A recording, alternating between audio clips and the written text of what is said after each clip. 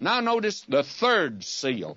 And I'm reading again my translation. Follow the Authorized, friends. That's the best translation, and I sure wouldn't recommend mine. Listen to this.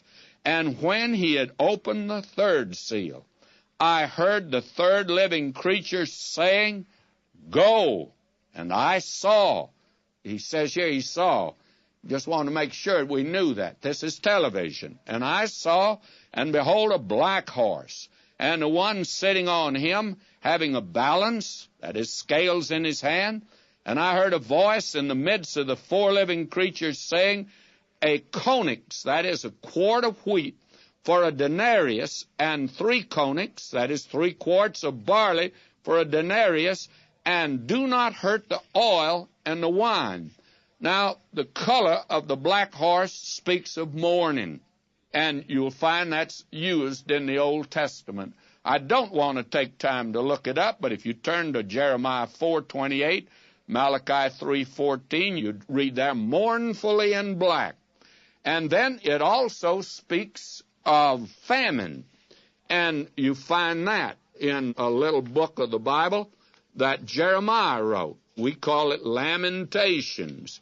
And in the 4th chapter of Lamentations, and I'll turn there, I read in verse 8, Their visage is blacker than a coal. They are known in the streets. Their skin cleaveth to their bones. It's withered. It is become like a stick. They that be slain with the sword are better than they that be slain with hunger. For these pine away, stricken through for want of the fruits of the field. It speaks of famine. The black horse speaks of the famine that's coming on the earth, a worldwide famine. And that is the picture of it. And always in war, after war and during a war, there's a shortage of foodstuffs. Now, let us look at this for just a moment. The Greek historian Herodotus says that the conics, the quart of corn, was a soldier's daily supply of food. And a denarius was a day's wage, so that a working man would be unable to support his family in that day. He'd have enough for himself as a soldier, but he couldn't support his family. Now, the oil and the wine are luxuries that are enjoyed by the rich. They get all the liquor they want, even in the time of war. Oil would correspond to our toiletries, to the beauty aids and the body conditioners and all that is used today. That is the luxuries of life. Now, the wine corresponds to the liquor that will be in abundance. Now, isn't it interesting? There's not enough food stuff, not enough barley, but there's enough barley to make liquor. And they will make it in that day, and the rich are the ones that get it. Now, let's be very frank today. During World War II, the rich, for the most part, they were able to get meat. They were able to get the luxuries of life. I happen to know of some that have told me. A very wealthy man told me that he never missed getting a big T-bone steak any time that he wanted it. Well, I can remember, friends, I got so tired of eating tongue, that is the only thing you remembered you didn't have to have a blue chip stamp to get. It was not something that was rationed.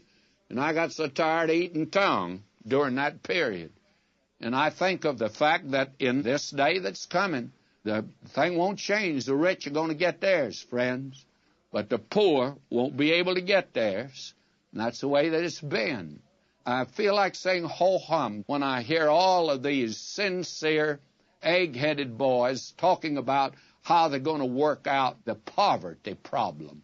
And all that it has done, it's given a good job to a lot of these boys.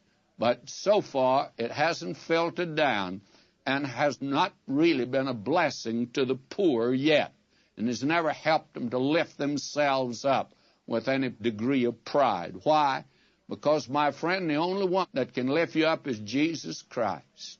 And none of these egg-headed boys are able to do it. Now, I'm sorry to have to say that, but somebody needs to speak out today against all of this tomfoolery that our government is going through and the waste and spending of money today. All that it does is just create another bureaucracy, and it saps up our tax dollar today. My, this sort of thing is abroad today. But just think what it's going to be in that day. This we're talking about is future. The only reason I make application today is to show that this is not unreasonable. It's going to take place. Now, it was way back in 1798 that the Reverend Thomas Malthus concluded that the power of population is indefinitely greater than the power of the earth to produce subsistence for man. And he made a prediction that there would come a time there'd be worldwide famine. And again, if I might quote Toynbee, sooner or later, food production will reach its limit. And then if population is still increasing, famine will do the execution that was done in the past by famine, pestilence, and war combined. And Sir John David Orr, who was the Director General of the United Nations Food and Agricultural Organization, when he was in that office, he warned. He says, I shall finish my office by giving a last warning to the world. If it's not solved, there will be world chaos in the next 50 years. The nations of the world are insane. That's his statement, not mine. And someone has made the statement, there are today 750 million people getting hungrier in countries bordering the communist sphere. And this thing is growing. Famine